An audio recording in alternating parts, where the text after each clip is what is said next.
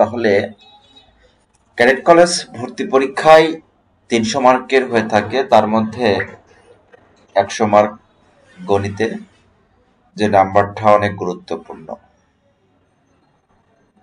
তো গণিতের বিষয়টা তোমাদেরকে একটু অবগত করতে চাচ্ছি। সেটা হচ্ছে যে গণিতে যে 100 মার্ক হয়ে থাকে, সেক্ষেত্রে তোমরা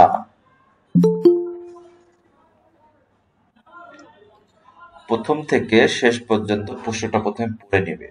নেওয়ার পরে তোমরা যেগুলো পারবে সেগুলো লিখবে, ঠিক আছে? তোমাদের কনফিউজ সেগুলো তোমরা পরে লিখবে। এখন যেটা তোমরা কনফিউজ, যেটা তুমি পারো, তার মাঝে তুমি লিখলে। যেটা তুমি কনফিউজ, এক পর্যায়ে গিয়ে দেখলে যে অঙ্ক মিলতেছে না, তুমি মাথায় হাত, ঠিক আছে, নখ কামড়াচ্ছ, সময় নষ্ট হয়ে যাচ্ছে, কিন্তু সময় কিন্তু চলে যাচ্ছে। তাতে কি হবে, পরে যখন তোমার যেটা তুমি প্রশ্নটার উত্তর পারো সেটা উত্তর করতে পারতেছ না। কারণ কি? যে তোমার সময় নেই। এই জন্য আমি তোমাদেরকে উদাত্ত আহ্বান জানাচ্ছি যে তোমরা যেটা পারো সেটা প্রথমে করবে, যেটা কনফিউজ সেটা পরে করবে, ঠিক আছে? আর জি স্যার। ক্যাডেট কলেজ ভর্তি পরীক্ষায় চান্স পেতে হলে 230 থেকে 40 মার্ক হলেই এনাফ। 280 মার্কের প্রয়োজন নেই, 270 মার্কেরও প্রয়োজন নেই। আমার এক ছাত্র গত বছরের, তার আগের বছর, ও 242 মার্ক না হয়তো 52 মার্কের অ্যান্সার করছিল। তবে তার একটা গুণ আছে যে সে যা লিখতো সবই হইতো। মানে খুব রেয়ার ভুল যাইতো, ঠিক আছে, খুব কমই ভুল যাইতো। লেখা খুবই ছোট ছোট এবং লেখা ভালো আর কি, খারাপ না। তবে যা লিখতো বেশিরভাগই হইতো। তো তোমরা নির্ভুল ভাবে, তো স্যার ও কত পাইছিল? এখন ওটা তো দেখতে পাবে না কত পাইছিল। সে ঠিক ছিল, ঠিক আছে, ঠিক আছে, কিন্তু ভাইবাতে গিয়ে সে বাদ করছে, তার চোখের সমস্যা। সে রিটেনে ঠিক ছিল। স্যার 252 না স্যার করে ঠিক আছে। 252 না, 242 মনে হয়, বুঝতে পারছো? স্যার কে? নাম হচ্ছে সিদরাতিল মুনতাহা শিফা রাজশাহী বিশ্ববিদ্যালয় স্কুল।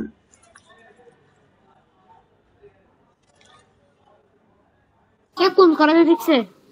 হ্যাঁ, স্যার কোন কলেজে দেখছে? সে ভাইবাতে বাদ পড়েছে, ঠিক আছে, লিখিত পরীক্ষায় টিকছে। ও বুঝতে পারছি। তাহলে আমরা কথা বৃদ্ধি না করে আমরা চলে যাই যে প্রথমে ছিল শূন্যস্থান পূরণ। ট্রেনেবের সাংখ্যিক সহগ কত বলতো? স্যার 10। ট্রেন ড্যাশ এমন একটি প্রতীক যার মানের পরিবর্তন হয় না, কি বল? আসসালামু আলাইকুম স্যার। হ্যাঁ, স্যার ধ্রুবক। ধ্রুবক, কনস্ট্যান্ট, ঠিক আছে, যার কোনো মানের পরিবর্তন হয় না। বীজগণিতের রাশিতে অবশ্যই এক বা একাধিক কি থাকতে পারে বা থাকতে হবে? স্যার চলো।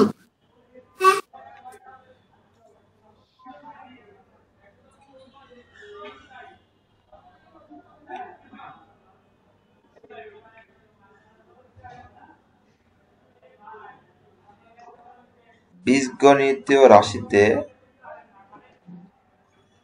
স্যার চলক হবে না? পদ থাকতে পারে, তাই না? জি স্যার। এখানে শূন্যস্থান তোমাকে এক্স্যাক্টলি অনুসার লিখতে হবে। 5/6 লিটার দুধ 5 জনকে সমান ভাগ করে দিলে প্রত্যেকে 10 লিটার করে দুধ। 1/6 লিটার। 1/6 লিটার। হর ও লব সমান হলে ভরসটি কি হয় বলো? হর এবং লব যদি সমান হলে ভরসটি কি হবে? এক হবে? এক স্যার হবে। এক হবে। ঠিক আছে, 8 জন পুরুষ একটি কাজ 12 দিনে করতে পারে, 4 জন পুরুষ কত দিনে করতে 24 পারবে? দিনে। 24 দিন। e to the power 5 K a এর 5 তম ড্যাশ পড়া হয়, কি পড়া হয়? স্যার ঘাত। ঘাত। ঘাত পড়া সূচক। হয়। মানুষ হিসাব নিকাশ ও গণনার জন্য যেসব প্রতীক বা চিহ্ন ব্যবহার করে তাকে কি বলে? সংখ্যা। সংখ্যা প্রতীক বলে বা অঙ্ক প্রতীক বলে। আয়তাকার ঘনবস্তুর বাহু কয়টি? 12টি। 12টি। পঞ্চভুজের কোণগুলো সমষ্টি কত? 540 ডিগ্রি। কয় সমকোণ? স্যার 6 সমকোণ। 6 সমকোণ। সহায়ক অঙ্কের উদাহরণ দাও। সহায়ক অঙ্কের উদাহরণ হচ্ছে শূন্য। ঠিক শূন্য আছে? স্যার। শূন্য। সহায়ক অঙ্কের জ্বলন্ত উদাহরণ কি? শূন্য। সফট ড্রিঙ্কস এর তোমরা ক্যানের কয়খান তল পাও বলো তো? ক্যান স্যার 3টি। 3টি, নিচে উপরে আর যে তোমার হচ্ছে বক্রতল থাকে গোলাকৃতির। সংখ্যা স্যার কি? একটি বক্রতল এবং 2টি গোলাকার তল। হ্যাঁ, তাহলে সংখ্যা কি? সংখ্যা হচ্ছে এক বা একাধিক অঙ্কের সমন্বয়ে গঠিত সমষ্টি। সমষ্টি। বিন্যস্ত উপাত্ত কাকে বলে? যে উপাত্তগুলো মানের ক্রমশালে সাজানো থাকে, ছোট থেকে বড় বা সাজানো বড় থাকে থেকে তাকে ছোট, বিন্যস্ত বলে। তাকে বিন্যস্ত উপাত্ত বলে। আমরা ইংরেজিতে বলতে পারি অ্যারেঞ্জ ডাটা। তোমরা সবগুলো পারো, Arranged data। ঠিক আছে। তারপরে যারা যাদের একটু কনফিউজ তাদের জন্য আরো ভালো হবে।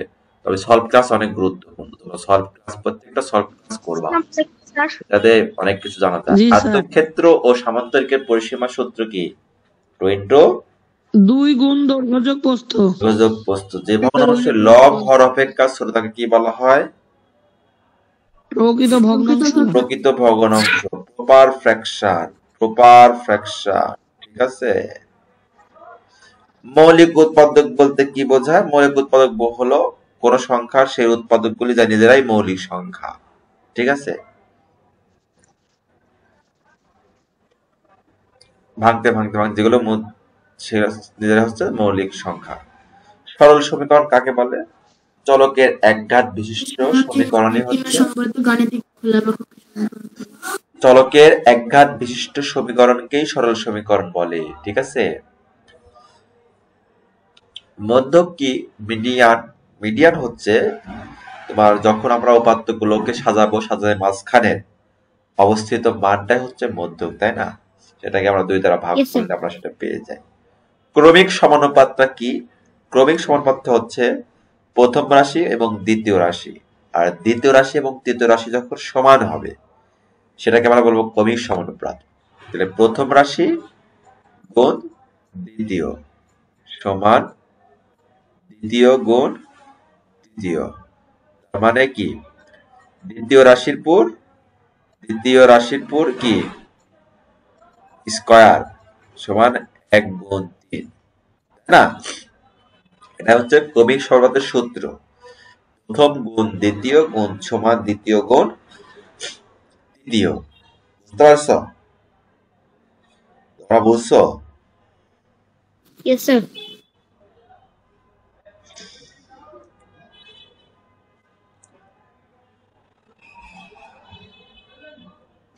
PQ সরলরেখার বিন্দুতে ও আর রশ্মি মিলিত হয়েছে, এটা উদ্দীপক। প্রদত্ত চিত্রের সাহায্যে তোমাকে তথ্যের সাহায্যে চিত্র অঙ্কন করতে হবে। ঠিক আছে। তাহলে দেখো যে PQ সরলরেখা, তাহলে আমরা দেখতে পাচ্ছি যে P এবং Q সরলরেখা ও আর রশ্মি মিলিত হয়েছে। মনে করো এখানে ও দিলাম, এই তো এখানে ও, এখানে আর দিলাম, এটা হয়ে গেল। এটা করলে তোমাকে 2 মার্ক দিয়ে দিবে। এখন প্রমাণ করো যে পি ও আর অর্থাৎ এই কোণ, আর ও কিউ অর্থাৎ এই কোণ, এটা কি পরিমাণ 2 সমকোণ না? বলো। 2 সমকোণ। এটাই তোমাকে প্রমাণ করতে হবে। আর রশ্মিকে পিকিউ রেখার পিছনের দিকে বর্ধিত করলে, মানে বাড়ালে, ঠিক আছে, পিছনের দিকে বাড়ালে বাড়ালে তোমার হচ্ছে পি কোণ আর ও কিউ এর সমদ্বিখণ্ডক সরলরেখায় অবস্থিত। এটা তোমাকে প্রমাণ করতে হবে।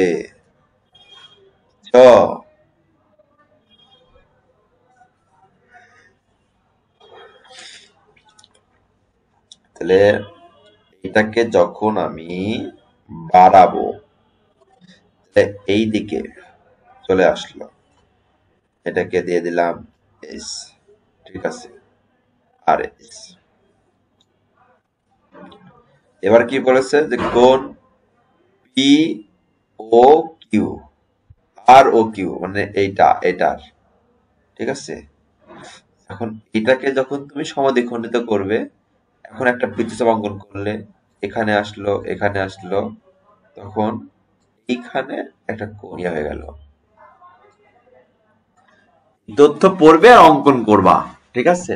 তাহলে এটা কিন্তু সমদ্বিখণ্ডিত হয়ে গেল। তোমরা তো নিশ্চয়ই তোমাদেরকে সমদ্বিখণ্ড করতে হয় কিভাবে, একটি কোণকে সমদ্বিখণ্ডিত কি করতে হয় কিভাবে তোমাদেরকে শেখানো হয় নাই?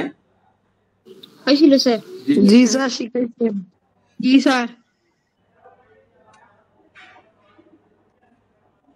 হ্যাঁ, সেটা করলে হয়ে যাবে। বলতো অব্যদাতে কোন সংখ্যা ব্যবহার করা হয়?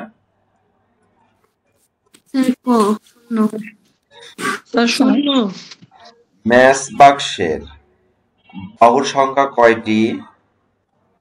12টি। 6টি। যেসব চিহ্ন বা সংকেত দ্বারা কোনো রাশিকে কি করতে হবে তা বোঝায় তাদেরকে কি বলে? স্যার প্রক্রিয়া চিহ্ন। প্রক্রিয়া চিহ্ন। পাটিগণিতের প্রক্রিয়া চিহ্ন নয় কোনটি? Sir cosine. কোসাইন। কোন ক্ষুদ্রতম সংখ্যা থেকে 7 বিয়োগ করলে বিয়োগফল 15 এবং 18 দ্বারা 97 খ নিঃশেষে 97 বিভাজ্য হবে, ঠিক আছে।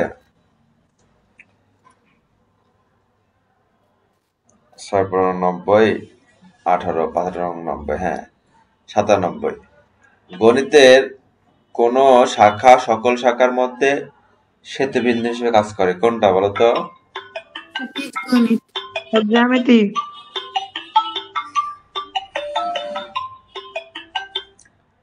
হ্যাঁ হারুন, হ্যাঁ 20।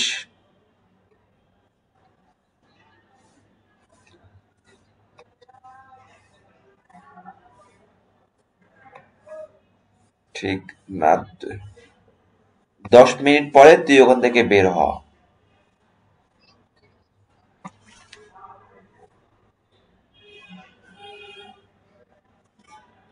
তাহলে বীজগণিতের জনক কে? স্যার এইটা কি হবে স্যার? বীজগণিতের জনক মুসা আবু আব্দুল্লাহ মোহাম্মদ মুসা আল খোয়ারিজমি, ঠিক আছে, আবু আব্দুল্লাহ মোহাম্মদ খোয়ারিজমি। স্যার গণিতের কোন শাখা সকল শাখার মধ্যে সেতু বন্ধন হিসেবে কাজ করে? বীজগণিত।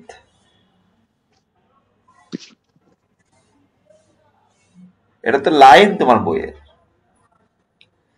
চতুর্ভুজের 2টি কর্ণ যোগ করলে কয়টি ত্রিভুজ উৎপন্ন হয়? 4টি। 4টি। x cube into x square সমান কত? 5। 5। x এর সহগ কত? 1। এটাকে মানের ঊর্ধ্বক্রম অনুসারে সাজাও, অর্থাৎ ছোট থেকে বড় ক্রমে সাজাতে হবে। এই জন্য তোমাদেরকে 9, 7, 9, 21, 23, 63 এগুলো লসাগু করতে হবে, সমহরে প্রকাশ করতে হবে। করার পরে তোমাদেরকে ঊর্ধ্বক্রমে সমহর বিশিষ্ট ভগ্নাংশের যে লবটি বড় সেটা কি? বড়। যে ছোট সেটা ছোট, ঠিক আছে। 50,301,538,000 আন্তর্জাতিক পদ্ধতি অঙ্কে লেখো, লিখতে হবে। মিলিয়ন আছে যেগুলো, ঠিক আছে। বার্ষিক শতকরা 8 টাকায় মুনাফা 5,600 টাকা 4 বছরের মুনাফা যত হয়, বার্ষিক শতকরা 5 টাকা মুনাফা কত টাকায় 2 বছর 6 মাস, মানে 2.5 বছরে। তোমাদের এই অঙ্ক করানো হয়েছে, এটা বইয়ের অঙ্ক একবারে 7-এ। দৈর্ঘ্য প্রস্থ গুণ করলেই ক্ষেত্রফল বের হয়ে যাবে। এটা মিশ্র আছে, এটা অপ্রকৃত প্রকাশ করতে হবে, লব লব গুণ হর হর গুণ করলেই হয়ে যাবে। ঘ নাম্বার উত্তরটা কত হবে? ঘ নাম্বার 18 দোকানে 36, একে 37, 37/2 গুণ 5 নং 45, 48/5, তাহলে 10, 37 38 গুণ করলে যা হবে তাই উপরে। বুঝতে পারছ? এটা তোমাদের বইয়ের অঙ্ক 1.5-এর। ঠিক আছে? 13 নম্বরটা হ্যাঁ স্যার 1.5 13 নম্বরটা স্যার। হ্যাঁ হ্যাঁ ঠিক আছে। তা জানি না কত নাম্বার, তোমার বইয়ের অঙ্ক এটা, এতটুকু জানি।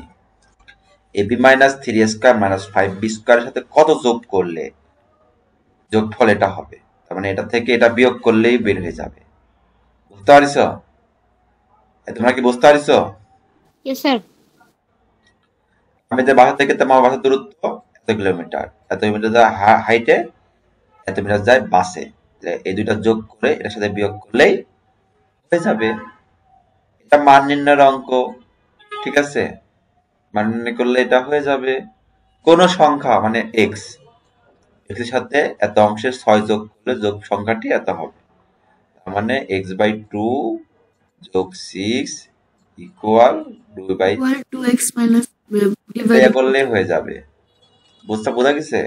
x সমান 36। সমাধান করলে যেটা আসবে সেইটাই। সামিহা বুঝছো? ছোট থেকে বড় কবে অঙ্ক পতন করলে ক্ষুদ্র সংখ্যা পাওয়া যায়?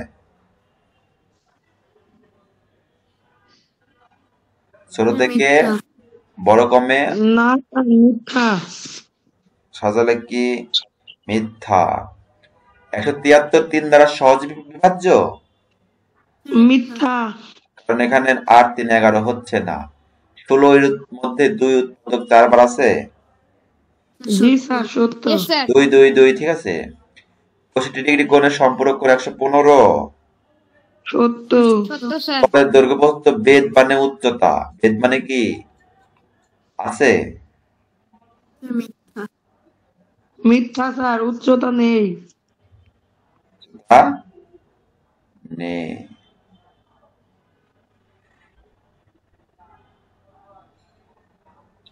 ঘড়ির কাঁটা যখন 3টা বাজে তখন ঘন্টা কাঁটা মিনিটে কাঁটার কাঁটার মধ্যবর্তী কোণ কত ডিগ্রি? Sir 180 degree. না স্যার 90 ডিগ্রি। 90 ডিগ্রি হবে এটা।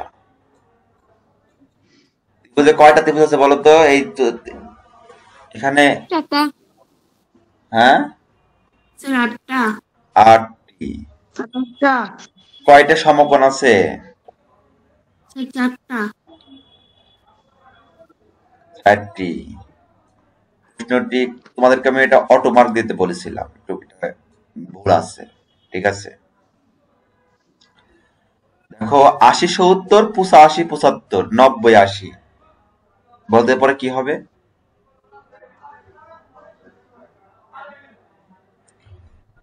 দেখো এটা কিন্তু রিপিট হয় নাই। 70 আর 95 85।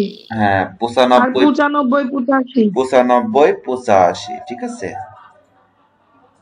1 3 5 এগুলো যোগফল কত?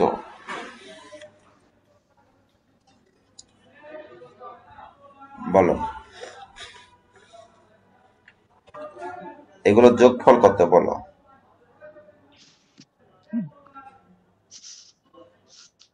1 যোগ 3 যোগ 5 যোগ 7 যোগ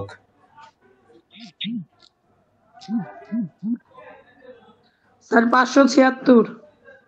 576। যোগ করলে হয়ে যাবে।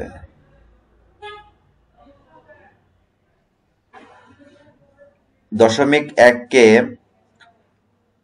0.001 দ্বারা ভাগ করলে কত হবে? স্যার 100।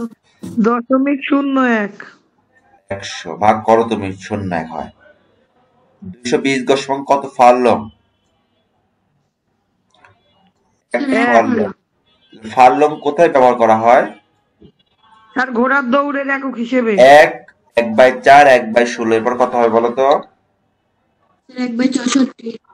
1/64। ঘনবস্তুর মাত্রা কয়টি?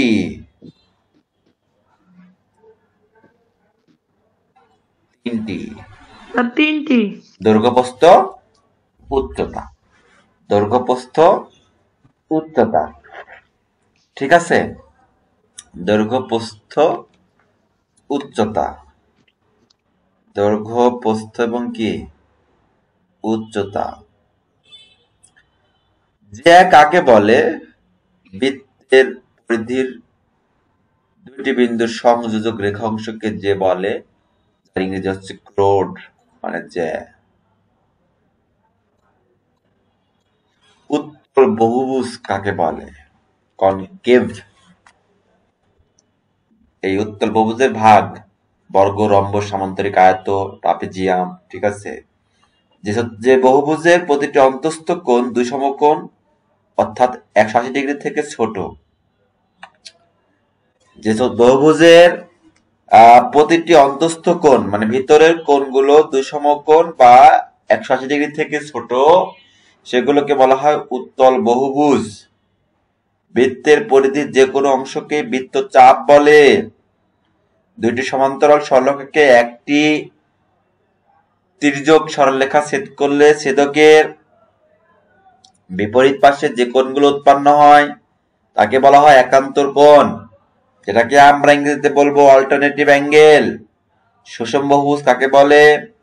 যে ঘনবস্তুর প্রতিটি তল সুষম আকার আকৃতিতে সমান, ঠিক আছে? একে বলা হয় সুষম ঘনবস্তু, সলিড জিওমেট্রি। যেমন আয়তাকার ঘনবস্তু, ঘনক, বেলুন, সিলিন্ডার, গোলক, এগুলো সব হচ্ছে সুষম ঘনবস্তু। তোমাদের এই 100 মার্কের যে গণিত সলভ ক্লাস হলো, যদি তোমাদের কারো প্রশ্ন মনের মধ্যে থাকে বলতে পারো, অথবা তোমরা যদি এখন বুঝতে পারতেছো পরে ভুলে যাও, আমাকে নক করবে, ইনশাল্লাহ আমি তোমাদেরকে চেষ্টা করব সেই উত্তর দেওয়ার, ঠিক আছে? তোমাদের প্রশ্ন থাকলে তোমরা এখনই